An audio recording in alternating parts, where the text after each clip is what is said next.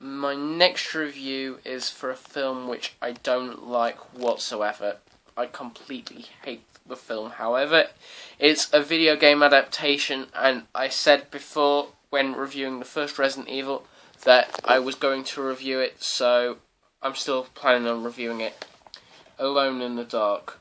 It's one of the worst films I've ever seen, and I've seen quite a lot of films, both bad and good. I couldn't even tell you what it was about. I know it's based on the video game Alone in the Dark, but most of the time the death in it feels like it's just death for the sake of death, and there's no names for the characters. The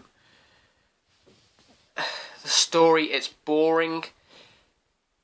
The games, which was one of the first games for PlayStation 1, is so much better than this.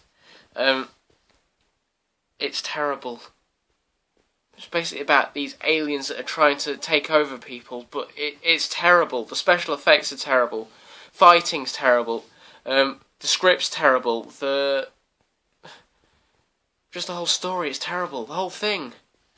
It makes very little sense. Apparently there's a sequel to it. Why they would want to make a sequel to a terrible film, I don't know. There's not much more I can say, really. I could give it a rating, but I don't want to. That's how bad it is. I think I'd probably have to give it a 0 out of 10. There's only one good thing about it I can point out, and that's for metal fans. The soundtrack.